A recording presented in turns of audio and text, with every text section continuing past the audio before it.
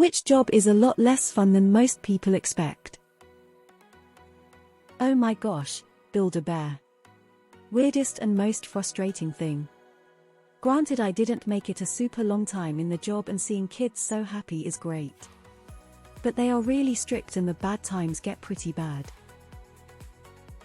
I'm a forensic scientist and it's literally the only thing people ask me about on dating apps. It's very technical work and it's extremely routine. Barnes & Noble, your job has literally nothing to do with books. It obviously attracts a lot of that type, myself included. Working in a flower shop. It's just like any other retail job, but people constantly tell you how fun your job must be. Also, helping grieving families choose funeral flowers is not fun. I'm a marine biologist. I spent the last week measuring defrosted fish heads. Well, I'm a scientist. I don't know if people usually think of that career as fun, but I think people think it's a lot more eureka and a lot less. This data has to be manually processed for 600 hours before I can analyze it. Not a specific job, but traveling for work. I'm in tech and a lot of people starting out talk about wanting to go to customer sites and get out in the field. I love to travel for fun, but it's hard to fit in the fun stuff when you have presentations and stuff to worry about, and a lot of times your customers aren't in the fun cities anyway. I also think I prefer the stability in day-to-day schedule of traveling less frequently. Video editor.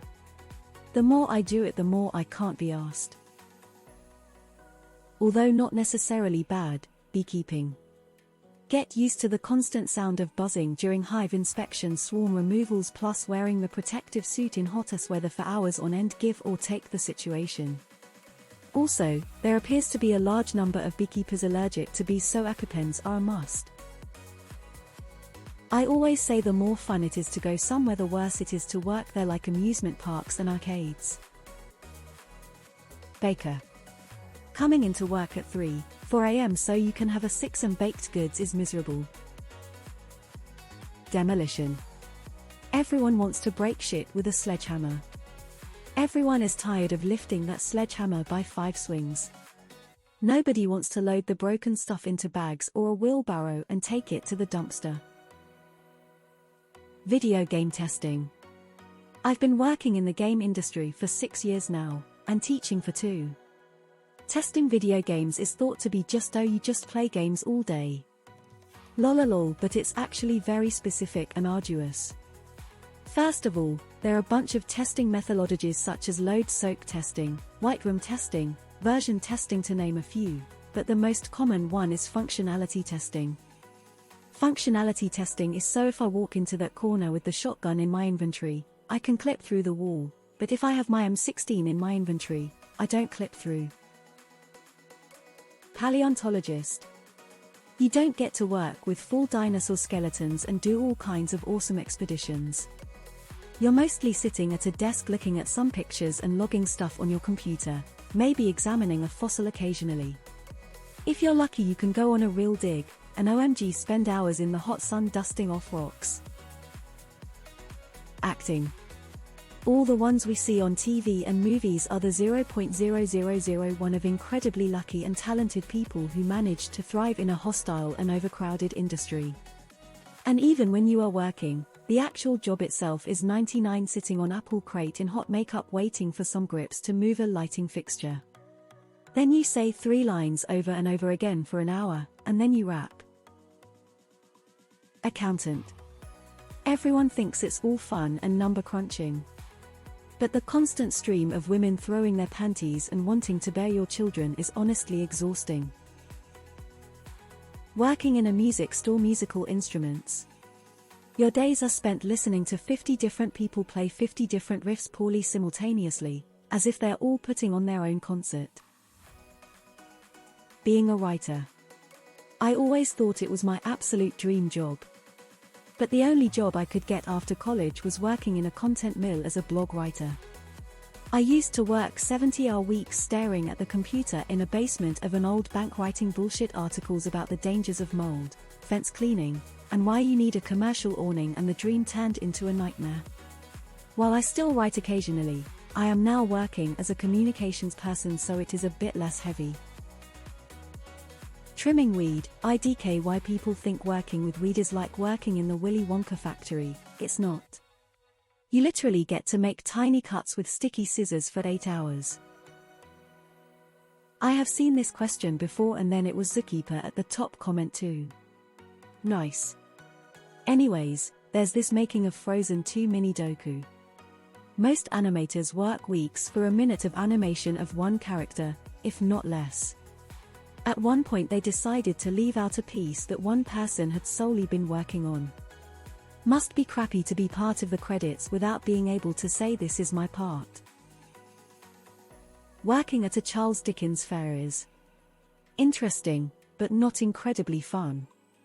It is hard to stay in character, and people get so mad when they see the Alice in Wonderland area.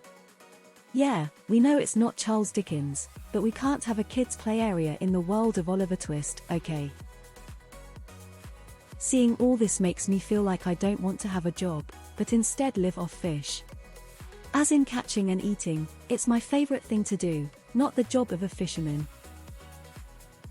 I'll take things that involve customers for $800, Alex. Honest, most real answer: any job, every job.